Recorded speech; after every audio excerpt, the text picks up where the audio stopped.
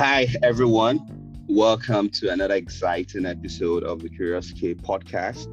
And if you're joining us for the first time, Kurious K podcast is an amazing show where I have conversation with amazing startup founders, ecosystem builders, and people working to make entrepreneurship thrive on the African continent.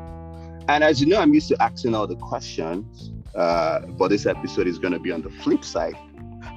I will be answering all the questions.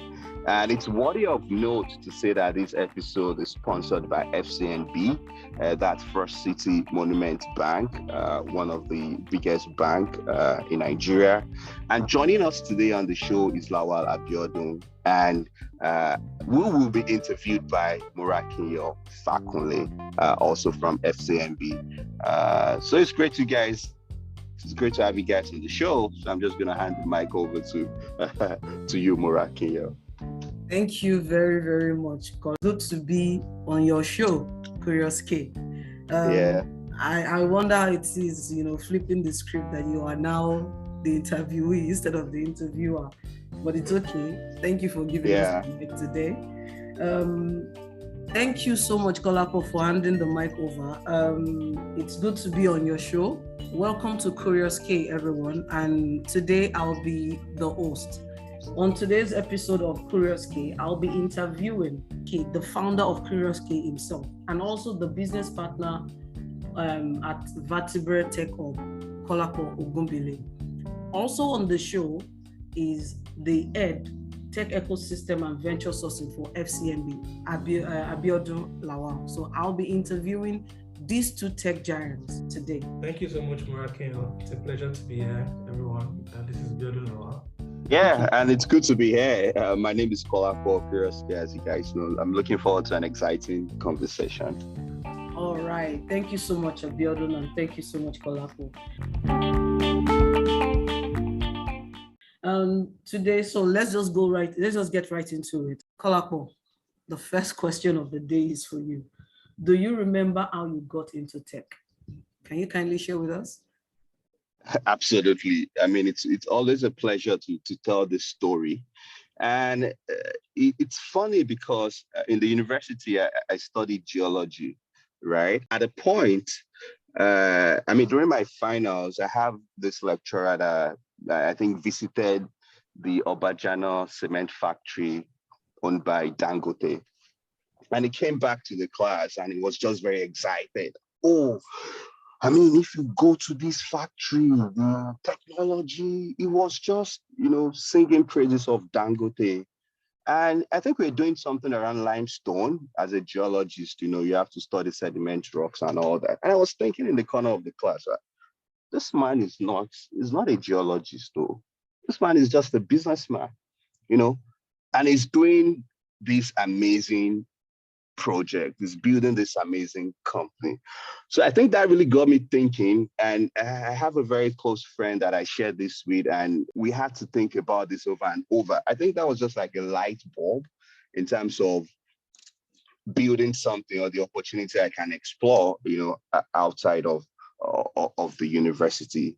So we did one or two businesses then, and luckily for us, we started like an audiobook project just before we left the university. The idea for us was just to make learning easy for us, and we wanted to achieve that through audio. So that's how it started for us. We started researching. We discovered what is called TTS, text-to-speech technology, and we started discovering what is incubator, what is accelerator.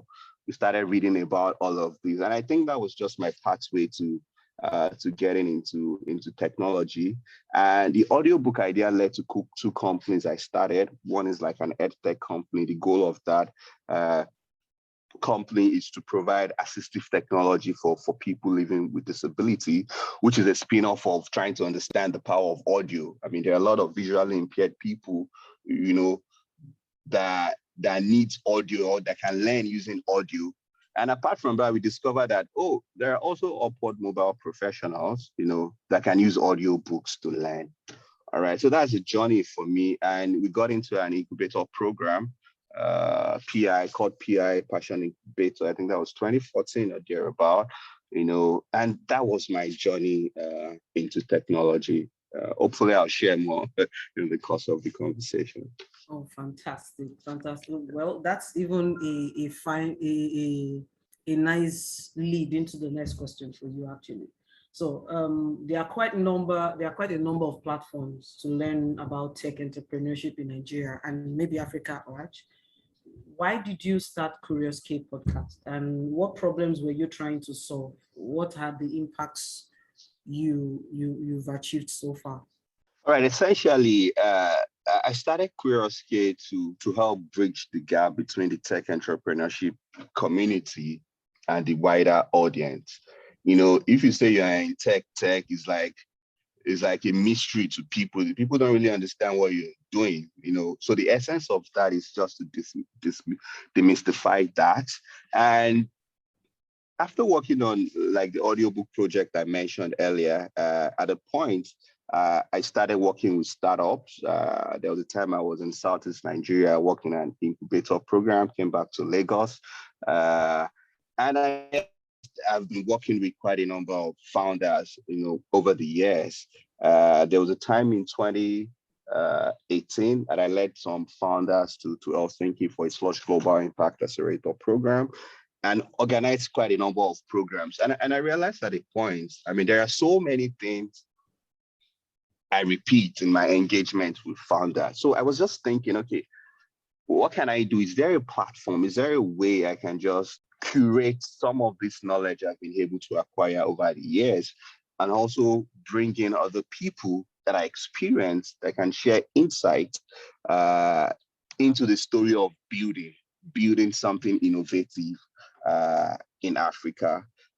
So that led me to thinking that, okay, it's important for me to create a platform where there can be stories, there can be insight shared into stories of successful founders and even people that have failed, which we don't really like to talk about in this part of the world. But ultimately, part of the goal is to inspire others to pursue their entrepreneurial dreams. And for me, just to be able to curate some of the things I've learned and to be able to bring other people just to share ideas, insights, and to help the ecosystem grow. And in terms of the feedback, it's been positive. Last year I won the Tech Bro of the Year. It was, as a result of this podcast. When I got the nomination, I thought it was maybe for some of the work I was doing, but when I read through it, I actually saw, it's a Kurious K podcast. So the feedback has been amazing, and I'm happy that it's been able to contribute to the growth and development of tech entrepreneurship ecosystem in Nigeria. So far, I've had like over 40 episodes, interviewed like 26 startup founders, over 8 startup enablers, and quite a number of VCs being on the show, and it's really been amazing. So if you were to describe these founders that you have interviewed, all of them in one word, what would it be and why? In one word, I'll say determined. I'll say determined because it's a typical story, that I've shared on the podcast. A startup founder I've interviewed is a founder in Tanzania, Winula.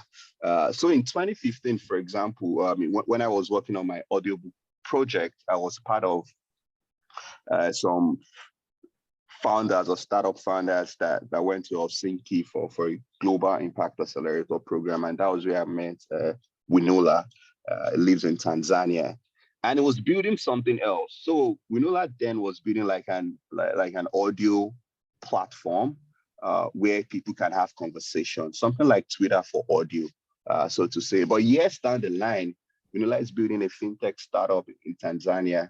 And part of one of the key things in the conversation was that, if he knew, what he knew now, while he was building the other startup, he would have done things differently. So I see a lot of determination, in these founders, because the challenges Nigerian and other African founders face is unique in building and scaling their startup. But I realized that they always push forward to find creative solutions. They're resilient, and their stories is truly inspiring. And they are not afraid to pivot if they have to. If I hear you correctly, what you're saying is ideas to turn into companies, making one small idea that those small ideas you get and turning them into these big corporations, having customers, revenue, all those things, making them a whole. All these things, what it takes for a founder to do that, to accomplish that, is the resilience. Is that what you're saying? Yeah, it's part of it. It's a combination, hard work, perseverance, which you can, of course, interchange with resilience. And it's also important to know that you need to have the right network and resources when you're building. And founders also need to understand that they should be willing to experiment. It's not necessarily the first idea or the first business you're working on that will be successful. You have to be willing to pivot. You have to be willing to learn quickly. Because you might be thinking, oh, this is like an Eureka moment. I have an idea that's going to change the world. But when you get into it, when you're about to execute, the markets might tell you a different story. The markets might not really need what you're trying to build. So you just have to be persistent. Hard work is very critical because startups might it might sound sexy and all that, but it's a lot of hard work. And if you think you're going there to just make a lot of money quickly, I'm sorry to say you've chosen the wrong path to do that. That's fine. So with all that being said, so what do you think it will take for a startup in Nigeria, in Africa, to be successful? Yeah, like I mentioned, it requires a whole lot of things, but fundamentally, I think it's important to have a deep understanding of the local market, of the customer needs. Who are you building for? Are you solving? What pain are you solving? All right. I think it's important to have that clarity. And founders also need to be innovative. Yeah, you have to be able to adapt to changes quickly. And like I mentioned, a strong network is very critical. When I was building my first startup, the first check we raised was from the network of that incubator, who was a mentor on on on like the incubation program. And he gave us our first check then, which was like, was it 15K?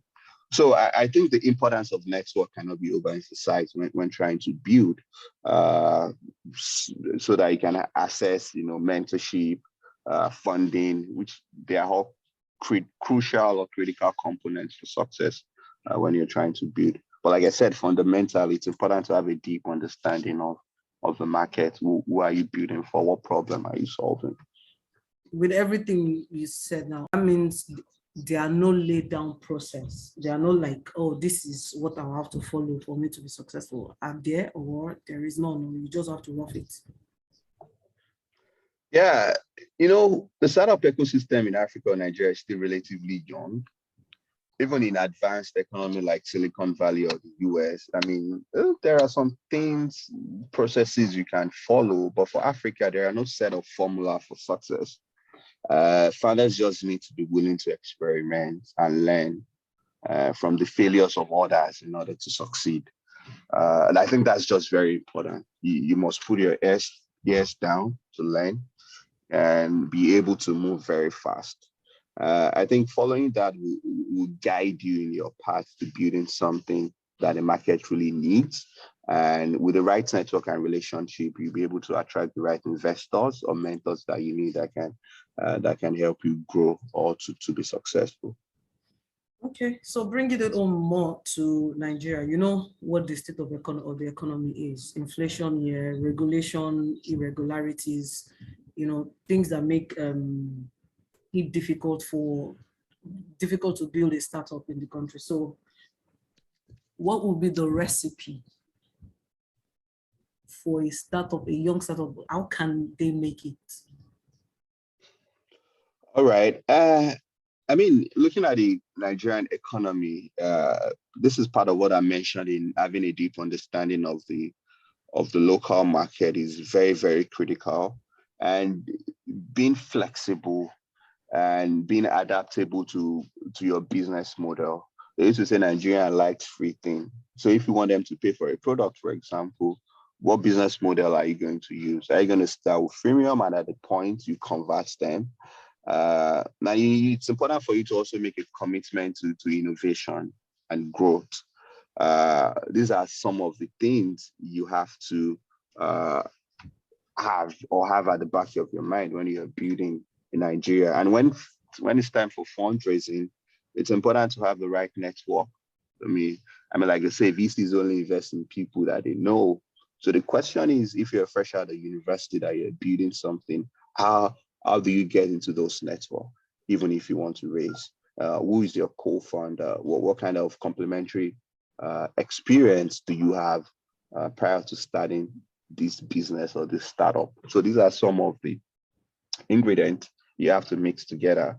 A strong network of support is also, it cannot be overemphasized when building, because it can be a lonely journey at a point.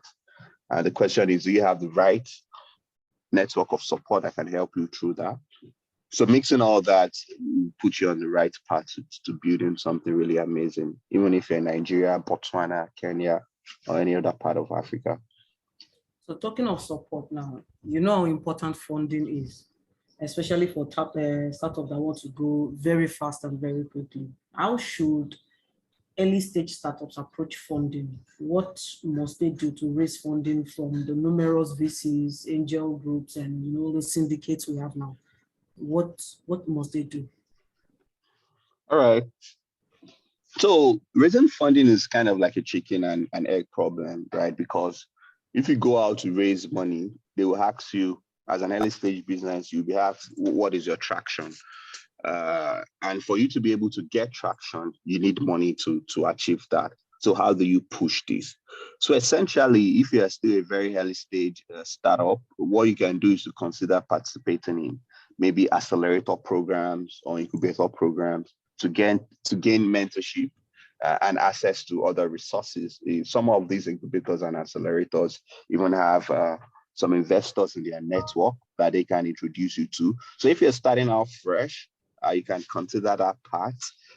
While you're in that community, you can leverage some of the resources they have. I know some hubs have like so many tech infrastructure you can leverage on when you're trying to build, like AWS.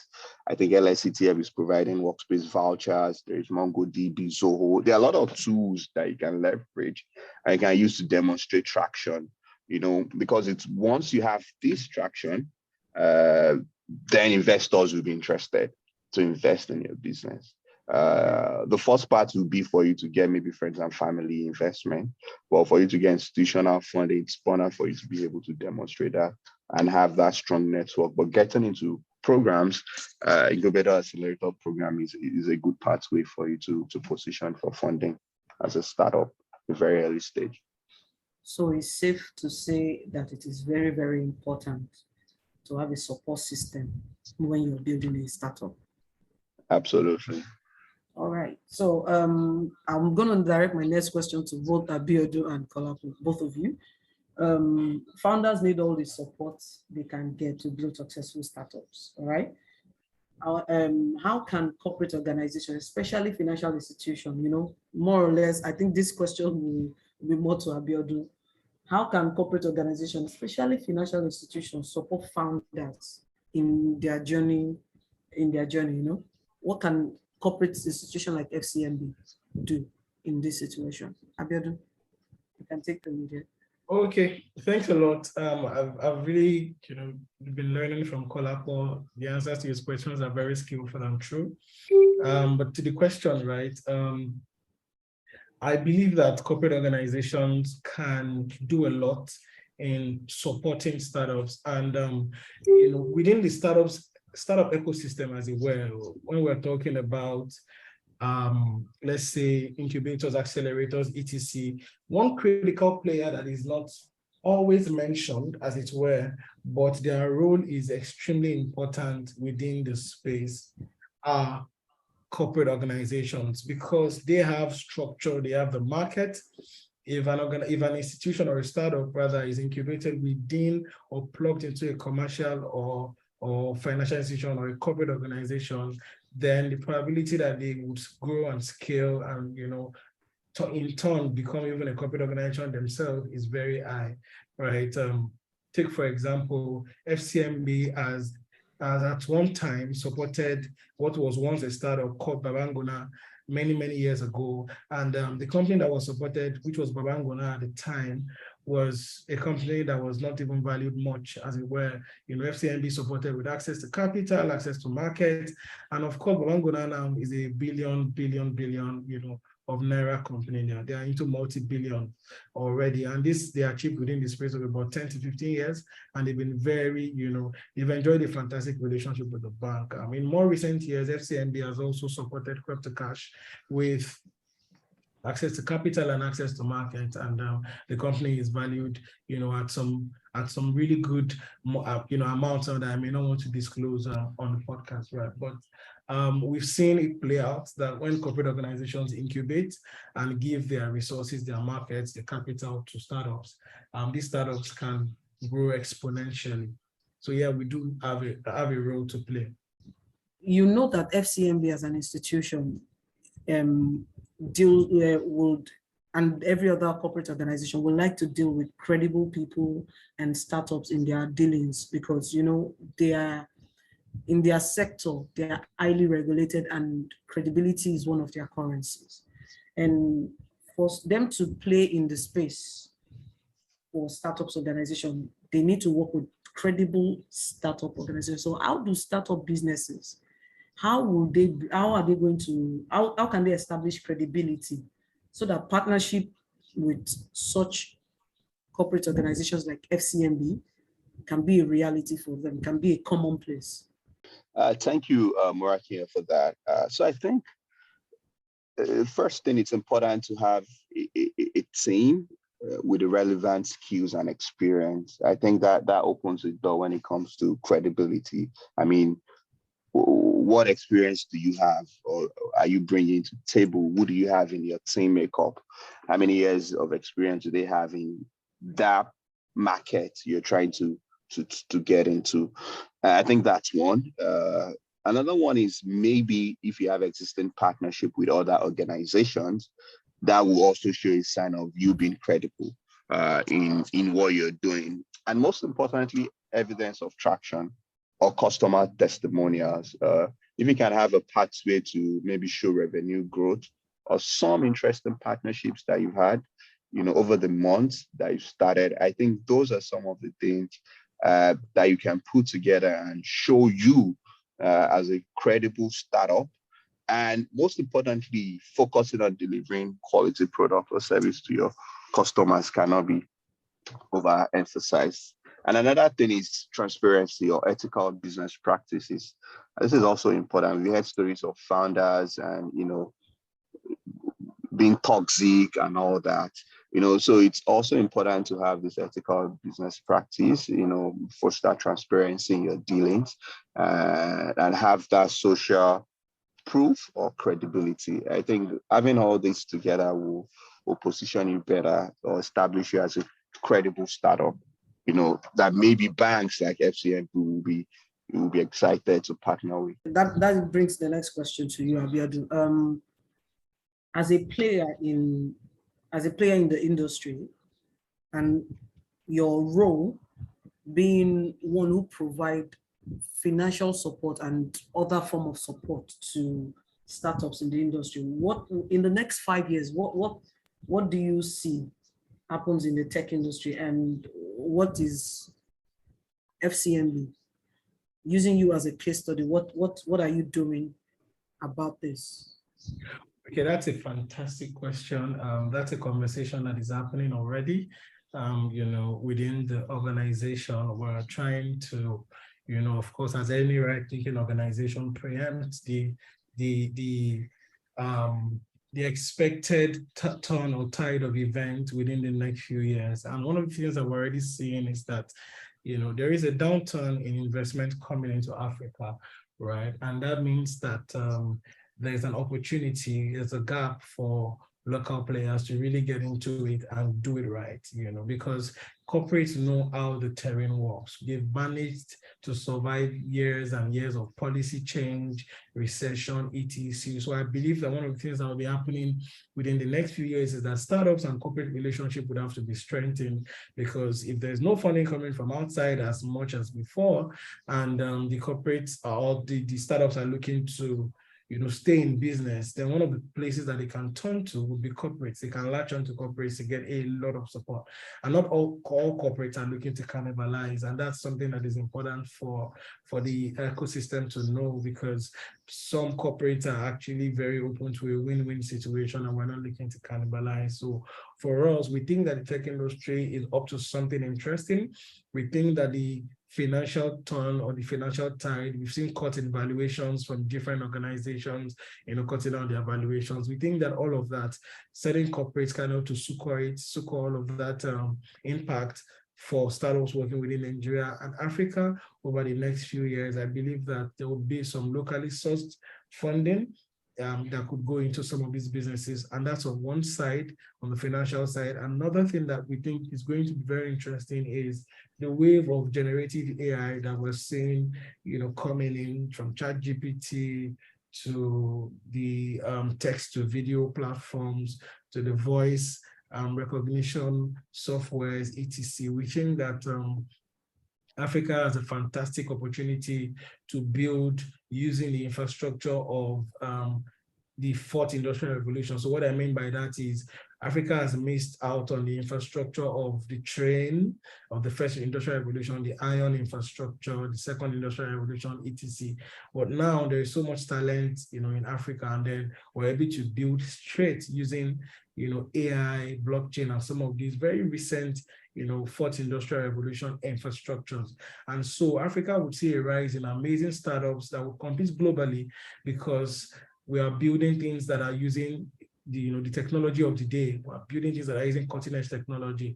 And we think that those technology would be very attractive to an organization like FCMB, and FCMB is preparing to onboard, and bank and give access to market. And, we have a fantastic beyond banking and open banking strategy that allows for almost any organization doing embedded finance to plug into the bank's infrastructure through our banking as a service platform, where you can get a whole load of API, etc. Right? So there's a lot that we're doing to prepare for that technology shift. So I think that's just an overview of two broad areas, that's finance and technology, that we're looking at as part of what's going to happen, or that's what's going to shift the tech ecosystem forward, as it were, over the next 5 years. Thank you. Thank you so much, Abiodun. My last question to you, Kolakbo. Before we leave, what would your recommendation and advice to first-time founders and experienced founders out there listening now, what would be your advice to them? All right, Morakinyo. So for first-time founders, what I would like to say is research your market thoroughly. Research your market thoroughly. You have to understand the market you're going into. And while doing that, validate your idea, validate it, and build a strong team. And don't forget to seek mentorship and also learn from failures. You don't have to make all the mistakes. You can read about failures. I think there is this platform I came across. I think I can't remember it right now. But what the platform focuses on just is tell these stories of failed startups across different industries. You can learn a lot from that, while you're building, and that will help you avoid some mistakes. And for experienced founders, I would say stay flexible. Be open to new ideas. It's important to continually innovate while you're building. Things move very fast. Abiodun was just talking about ChatGPT, this AI that is, set to transform a lot of industries. All right. So irrespective of the industries you're building, I'm sure the OpenAI, they have quite a number of APIs that startups can use. There are other platforms like that. How can you leverage on some of these technologies? So continuous innovation is critical, and focus on delivering value to your customers. Don't get big to a point where you feel you won't respect your customers. I mean, you have to treat them well, amazing. So whatever you build, if you pivot, I mean, irrespective of what you sell, your customers will always want to come to you because they know you deliver value to them. And like I mentioned earlier, it's important to also maintain strong relationship with your employees, with your stakeholders, with your investors. It's important to treat your employees very well, because ultimately they will be the one interfacing with your customers. All right. So you can't put all the focus on your customers and not taking care of your employees. I'm sure you've probably experienced going to some of these restaurants and you just see the barman or the bar girl just looking vexing, just annoyed. We don't want to answer you. We don't, probably his boss has just lashed at him in a very terrible way and he's pushing it all on you. So maintaining that strong relationship with your employees is very important. All right, as you build. So passion is important. Being persistent is also good. And most important thing, don't be afraid to pivot if necessary. There are billion-dollar companies that pivot entirely, to another industry. So innovate, be open to learn as you build. That will be all from me.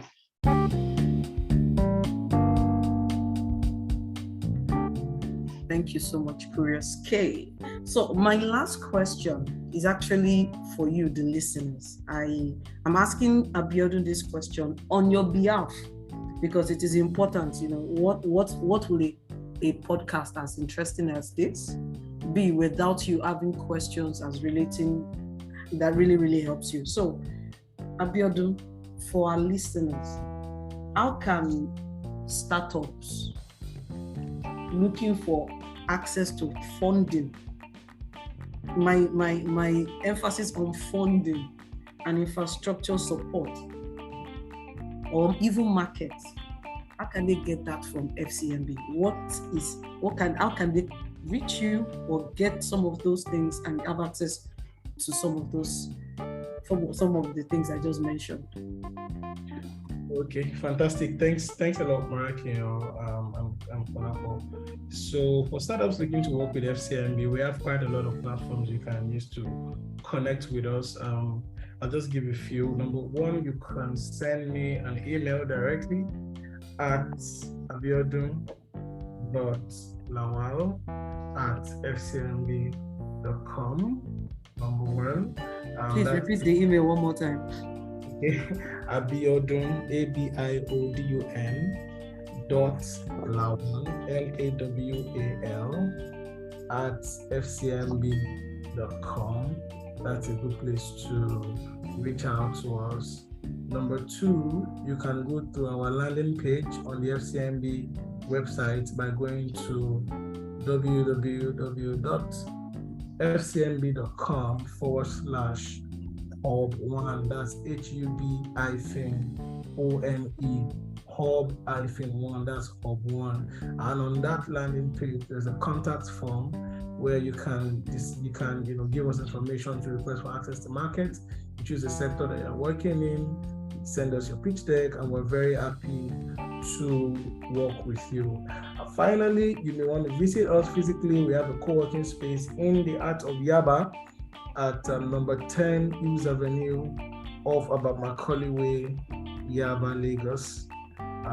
That is number 10 Hughes Avenue, HUGHES Avenue, that's Hughes Avenue off about Macaulay Way, Yaba, Lagos. And of course, you can also reach out to Kurious K, and he will be very glad to connect you to the bank. Thank you very much. Thank you, everyone. Thank you, Kolapo. Thank you, Abiodun. Kolapo, how does it feel being the interviewee on your own show? How does it feel? Wow. Like I said, I'm used to asking the questions. I think this is really exciting, right?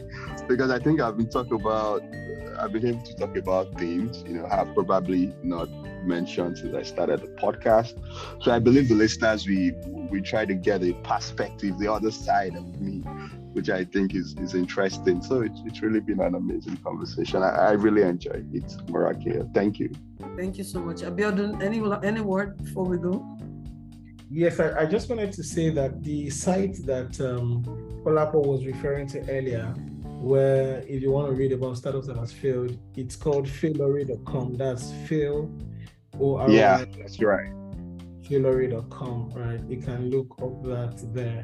And for those who are also, I just wanted to also say, for those who are developers and are looking to plug into FCMB's developers portal directly, you can also Google FCMB developer portal, and it will lead you to our developers portal where you can play with some of our APIs. But the URL, just to go directly to it, is www.devportal.fcmb.com. Dev portal being DEV portal.fcmb.com. That's our API sandbox where you can experiment and see the list of APIs that we have. So finally, again, www.devportal.fcmb.com. That's devportal.fcmb.com. Thank you very much. Thanks, Morakinyo. Thank you very much. Thank you, everyone. It's a privilege being your hosts on another person's show. Thank you so much, and do have a wonderful day. Bye. Thank you. Bye-bye.